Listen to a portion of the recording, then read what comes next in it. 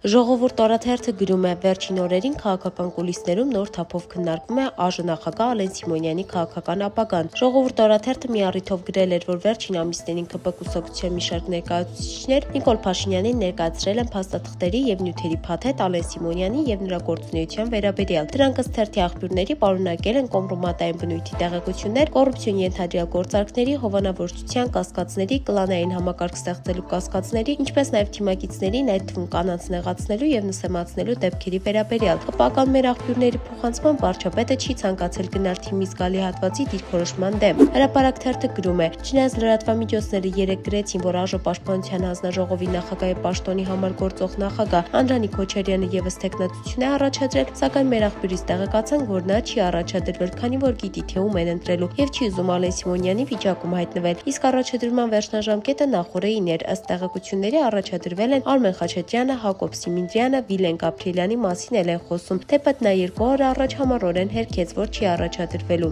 Հրապարակ թերթը գրում է. «Մերձավանի նախկին ԿՊ-ական ղեկավար Մհեր Ախտոյանը եւ հայրը արտերկրում անհետացել են։ Իջեցնենք, որ Մհեր Ախտոյանը Հայաստանը լքել էր Վալոդիա Գրիգորյանի սպանությունից 10 օր առաջ, այժմ մեղադրելի աթոռին է նրա ազգական Նարեկ Օհանյանը եւ սպանության մեջ մեղադրվող Գևորգ Հարությունյանը։ Մեր տեղեկություններով Մհեր Ախտոյանի մայրը նույնպես ամուսնու եւ որդու հետ մեկնել էր արտերկիր, բայց ըստ բարեկամների նա ՀՀ է վերադառնում առանց ամուսնու եւ որդու։ Հայաստանի Հանրապետության իրավապահները չգիտեն, թե ինչ է կատարվել դրսում»։ Ժողովուրդ օրաթերթը գրում է. «Վարչապետ Նիկոլ Փաշինյանի երեկվա պատասխաններից հետո իշխանական շրջանակներում գրեթե չեն կասկածում, որ վարչապետի աշխատակազմի ղեկավար Արայք Հարությունյանի հետագա պաշտոնավարման հարցը արդեն լուծված է։ Թեև Փաշինյանը չհաստատեց եւ չհերքեց սպասվող կադրային փոփոխությունները, նրա ձևակերպումները նոր հիմք տվեցին ենթադրելու, որ Արայք Հարությունյանը նոր կառավարության կազմում նույն պաշտոնում չի վերանշանակվի։ Ժողովուրդ օրաթերթը ավելի վաղ գրել էր, որ Նիկոլ Փաշինյանը դժգոհ է եղել ԿՊ նախընտրական շտաբի աշխատանքից, որը ղեկավարում էր Արայք Հարությունյանը։ Այդ դժգոհությունից հետո Հարությունյանը մեկնել է երկարատև արձակուրդ մինչև հուլիսի 27-ը ներառյալ եւ այժմ գտնվում է Ամերիկայի Միացյալ Նահանգներում։ Նաեւ ըստ նոր տեղեկությունների նախընտրական շրջանում Հարությունյանը կուսակցության շահերից ելնելով կապեր է հաստատել քրեական աշխարհի ներկայացուցիչների հետ, այդ քայլերը նախապես չհամաձայնեցնելով Նիկոլ Փաշինյանի հետ, ինչը դարձել է վարչապետի զայրույթի պատճառներից մեկը։ Դե ինչ այսքանն ենք պատրաստել ձեզ համար, մնացեք մեզ հետ եւ եղեք տեղեկացված։